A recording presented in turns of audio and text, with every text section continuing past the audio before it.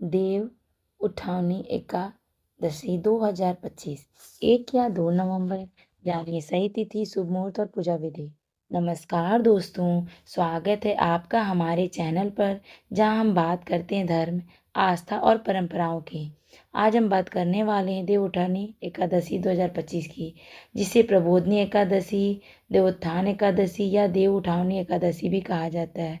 यह वही पावन दिन है जब भगवान श्री विष्णु 4 महीने की योग निद्रा के बाद जागते हैं। इसी दिन से सभी शुभ कार्यों जैसे विवाह, गृह प्रवेश, मुंडन या और अन्य मांगलिक कार्यों की फिर से शुरुआत होती है। देव उठनी एकादशी 2025 की तिथि और शुभ मुहूर्त। शनिवार 1 नवंबर 2025 एकादशी तिथि प्रारंभ 1 नवंबर सुबह 9:11 से। तिथि समाप्ति 2 नवंबर सुबह 7:31 तक। व्रत पारण 2 नवंबर दोपहर 1:11 से 3:23 तक। धार्मिक मान्यताओं के अनुसार जो भक्त इस दिन भगवान विष्णु का व्रत रखते हैं और नियम पूर्वक पूजा करते हैं, उन्हें अक्षय पुण्य की प्राप्ति होती है। देवउठनी एकादशी का महत्व है। हिंदू शास्त्रों के अनुसार चतुर्मास के दौरान भगवान विष्णु क्षीर सागर में योग निद्रा रहते हैं। ये 4 महीने आषाढ़ शुक्ल एकादशी से लेकर कार्तिक शुक्ल एकादशी तक शुभ कार्यों पर रोक रहती है। लेकिन जैसे ही कार्तिक शुक्ल एकादशी आती है, भगवान विष्णु निद्रा से जागते हैं, इसलिए इसे प्रबोधनी एकादशी या देव उठानी एकादशी कहा जाता है, जिसका अर्थ है देवताओं का जागरण। यही कारण है कि इस दिन तुलसी विवाह भी किया जाता है, जो भगवान विष्णु के विवाह का प्रतीक है। माना जाता है कि इस दिन से शुभ मुहूर्त और फिर से प्रारंभ होते हैं और जीवन में सुख समृद्धि का मार्ग खुलता है। देव उठनी एकादशी की पूजा विधि। इस दिन सूर्योदय से पहले उठकर स्नान करें, फिर भगवान विष्णु का ध्यान करें। फिर घर के आंगन या मंदिर में भगवान विष्णु और शालिग्राम की प्रतिमा या चित्र स्थापित करें। अब मिट्टी से एक छोटा देव उठनी मंडप बनाएं, उस पर तुलसी जी को रखें और दीप जलाएं। तुलसी विवाह का महत्व है।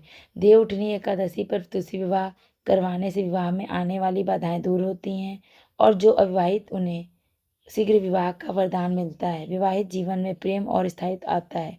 इस दिन महिलाएं विशेष रूप से 16 श्रृंगार करती हैं और भगवान विष्णु तथा माता तुलसी के लिए व्रत रखती हैं। कहते हैं कि जो भक्त इस दिन पूर्ण श्रद्धा से तुलसी विवाह करवाता है, उसे संतान, सुख और समृद्धि की प्राप्ति होती है। व्रत विधि और नियम। देवउठनी एकादशी के व्रत की शुरुआत 10वीं तिथि से ही कर देनी चाहिए। इस दिन तामसिक भोजन, लहसुन, प्याज, मांस, मदिरा का सेवन न करें। एकादशी के दिन भर उपवास रखें, केवल फलाहार करें। भगवान विष्णु ओम नमो भगवते वासुदेव मंत्र का जाप करें। रात्रि में जागरण और भजन कीर्तन का आयोजन करें। देवउठनी एकादशी का धार्मिक कथासार। शास्त्रों के अनुसार जब भगवान विष्णु योग निद्रा में जाते हैं तो सारा ब्रह्मांड स्थिर हो जाता है। देवता, ऋषि, मुनि और मानव सब शुभ कार्यों से विराम ले लेते हैं। 4 महीने बाद जब भगवान विष्णु जागते हैं तो समस्त सृष्टि में फिर से गति आती है। यह जागरण केवल प्रतीक नहीं बल्कि जीवन में नई शुरुआत का संकेत है कि अब हम भी अपने जीवन में कुछ नया, शुभ और सकारात्मक आरंभ करें। विशेष योग और उपाय। इस वर्ष देवउठनी एकादशी शनिवार को पड़ रही है, जो शनि विष्णु योग बनाता है। यह अत्यंत शुभ और दुर्लभ संयोग है। इस दिन अगर आप भगवान विष्णु को पीले पुष्प और तुलसी दल अर्पित करते हैं तो धन संपत्ति में वृद्धि होती है, घर में लक्ष्मी जी का आगमन होता है और जो व्यक्ति जीवन में परेशानियों से जूझ रहा हो, उसे तुलसी के पौधे में घी का दीपक जलाना चाहिए। इससे जीवन की बाधाएं दूर होती हैं।